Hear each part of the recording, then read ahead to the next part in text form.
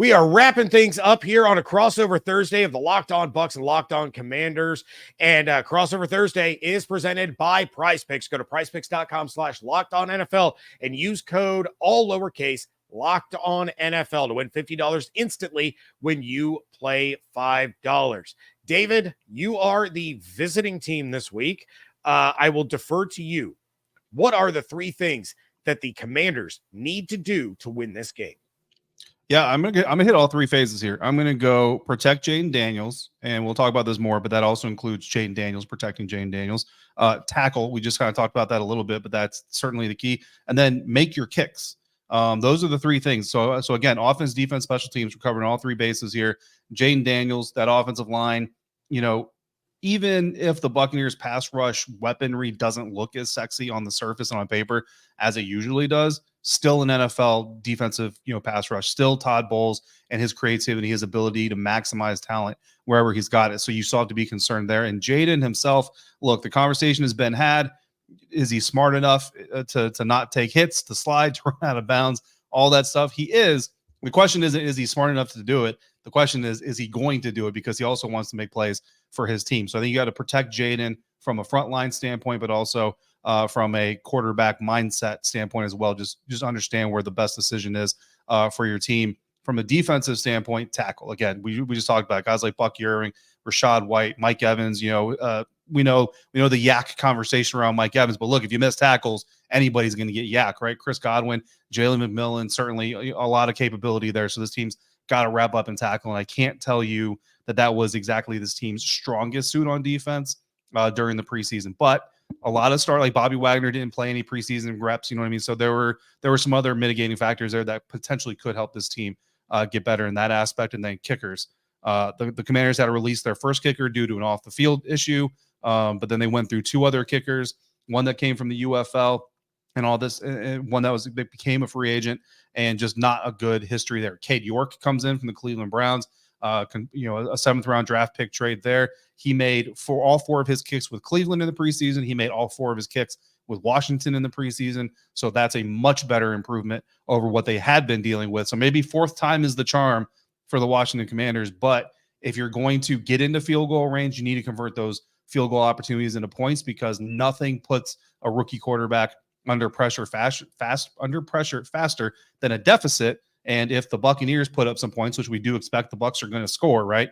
And then you're missing out on your scoring opportunities, that's only going to put Jayden Daniels under the gun more, which then trickle-down economics, or wraparound economics, I guess, wraps us right back to the most important thing on this list. So I think all those three things are going to play a hand in what happens in this game. And if the Commanders do those three things, then they have a chance to pull off the upset. Yeah, this is not the Commanders team, again, that drafted number 2 overall in this past draft. This is a completely new look. This is a completely different franchise. So the Bucs are not guaranteed anything in this. This is not going to be an easy game. This is not going to be a walk in the park. Jayden Daniels is going to cause problems. That defensive front is going to cause problems. Bucs fans are hoping that they miss some tackles, let Jaylen get into space and make some plays. But yeah, this is going to be a tough spot for the Buccaneers. So what do they need to do to get a win? Well, first you got to contain Jayden Daniels. You have to attack a very weak secondary, or a perceived weak secondary, and then keep Baker's jersey white. Bucs are wearing white jerseys, white pants, making Commanders play in that Florida Heat in those dark uniforms. But look, it all starts with Todd Bowles being able to put the right scheme together to contain a dual threat like Daniels. Is he going to focus a lot on, his edge rushers really just keeping contained, keeping that pocket, up the side, so that Vita Vea and Kalijah Casey can collapse the middle and open things up for some blitzers? Is he going to disguise a lot of these blitzes? They kept 11 defensive backs on this roster, all of them. Every single one of them are versatile players. You can blitz Antoine Winfield Jr. You can blitz Jordan Whitehead. You can blitz Tyke Smith and Christian Izien and Zion McCollum out of the slot. You can blitz all these guys. You still have Levante David. He's not quite as dynamic as Devin White was, but he can still get after the quarterback in his own right. Are you going to set up a lot of this to confuse Daniels and get after him early get that internal clock in his first NFL game sped up a little bit so he starts making some mistakes with all of these disguises? Are you going to just spy him? Is that the solution? Harken back to Derek Brooks versus Michael Vick. Those kinds of situations. Is it going to be a committee? Is KJ Britt going to be the spy? Levante, you could have Anthony do it. You have a wealth of weapons on the defensive side of the ball. It's about putting those chess pieces in the right spot to make a rookie quarterback very uncomfortable in his first game. And then that secondary, we know Mike is going to be Mike.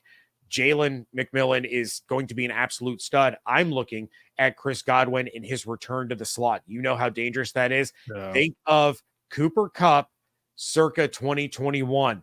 That's the role envisioned by Liam Cohen for Chris Godwin, because there aren't very many, if any, teams that can match up with Chris Godwin in the slot and actually be close to being as good as he is. He's finally fully healthy. This is going to be, a big opportunity for them. And then keep Baker's jersey white. That defensive front for Washington is fantastic. You have a rookie center. You have a new left guard. You have a second-year right guard. You may have the best left tackle in football. You may have an emerging right tackle, but that interior was a problem for the Buccaneers last year. They need to have gelled. They need to be ready to face one of the most difficult defensive fronts that they are going to face all season long right out of the gate. They are in for a fight. Baker has to be upright so that he can attack that weak secondary and really start to rack up those points. Yeah, man. I mean, I think, like you said, if the Bucs do those things, they certainly should. They're favored in this matchup for a reason. And if they do those three things, then you would assume that they're going to come out with a victory. Of course, as everybody knows, this time of year in Tampa, the weather is probably going to make an appearance in some way, shape, or form. I'm hoping there is not a delay. Although, if there is a delay, I can go across to the Bucs, because this is going to be my first time in Raymond James on the away side of the press box. This is going to be weird. I have a feeling, I'm going to, those of you who have seen me in person know that I like to eat. I have a feeling I'm going to get to the stairs to go down the press box and make the wrong, turn left to go towards the home side of the press box. At least once I'm going to do it, and then have to be like, oh yeah, my bad. I'm over here with the strangers this time. But you know what? So a little bit of a rain delay wouldn't be terrible for me. I can go say hi to some people I haven't seen in a while and do all those things. So it's gonna be super cool. But there's a lot of factors in here. Obviously, it's football, right? So you can't whittle it down to just one thing. But yeah, I think those three things give the Bucs the best chance to pull off the favored victory. But at the same time, on the other side of the ball, man, I'm telling you, Jayden Daniels, brother, he is another animal. I made the comparison that I think if Jayden Daniels' house was on fire, which knock on wood it never is, I think he would walk out of it. I don't think he would run. I think he would walk, and somehow he would still grab all of his valuables, but he would walk out the house and be like, "Man, house is on fire!" Like, that dude just does not shake. And I actually pitched that analogy to his mother once, and she started laughing. She's like, "That's it." She's like, that's exactly Jayden. I will make a bold prediction. I know it's not part of the program, but I will make a bold prediction. So we did a little bit of talking about Todd Bowles against rookie quarterbacks. The most rushing yards a rookie quarterback has gotten against a Todd Bowles defense is 38 yards since he's arrived at Tampa, I should say. 38 yards. My bold prediction for you here, James Yarko, Jayden Daniels will eclipse that on one carry. I don't know if it's a first carry, but he will have a carry. It could be a scramble. He will have one rush in the game that will eclipse 38 yards. That's a spicy Cheeto bold prediction for every day, as you remember our categories of bold predictions. All right, well, then I'll throw out a bold prediction of my own. Jayden Daniels, first career turnover is going to go into the hands of Zion McCollum, who you predicted on Locked On Bucs every week last year was going to get his first career takeaway. It's happening in week one. And Zion's going to pick off Jayden Daniels. All right. If he does, I'm going to give him a press box high five. I'm just going to be like, high five in the glass. So we'll have to make sure he knows that I'm doing that for him. Yeah. I mean, the man bought a jugs machine and then taught his brand new bride how to operate it so that he could work on his hands. It's about that business. You got to love the dedication.